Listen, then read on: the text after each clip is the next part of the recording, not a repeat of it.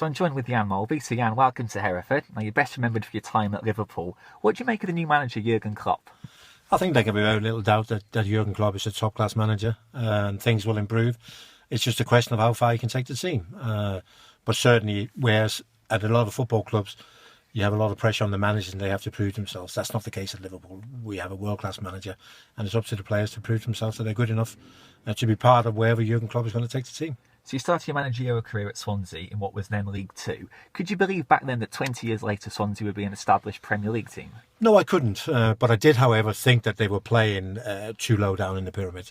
The fourth tier was too far down for a club like Swansea.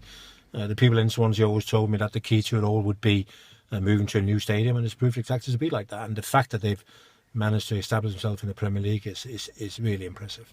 So you went on to become manager of Kidderminster Harriers. Now I'm a Hereford fan. What do you remember about the matches, the festive matches against Hereford United? Yeah, I was just going to say, we sort of played Hereford twice within a week. It was very competitive. Hereford was a very good team. And around that time, around Christmas time, we were just starting to get going and people were starting to take a little bit of notice. I remember both being feisty affairs, both ending in a 1-1 draw.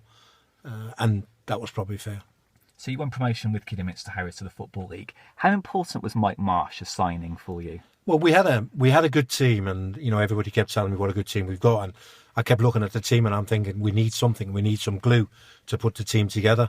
I was aware of Mike Marsh, but he'd retired from football, and he took some convincing. But in the end, I managed to talk him out of retirement. He came down, and it was almost a transformation from one day to another. Not in that the team started to play a lot better, but it was just some of the knowledge we got from Mike's play that enabled us to go on a long unbeaten run that took us from fifth in the conference to top of the league. And once we got top of the league, everybody got confidence, and nobody could peg us back. So Euro 2016 starts tomorrow. Who's your tip to win the tournament? Well, I don't think there's a lot of teams who can actually win the tournament. I think there's a lot of good teams in it, but in my book, there's only Spain and France who can win it, and I'm not convinced that Spain have got enough goals in them. So my tip would be the home nation. They won it in '84 in the European Championships, the tournament I played in, when they hosted it, and they won it again in the World Cup in '98 when they hosted it. I think they're just going to have a little bit too much for everybody else.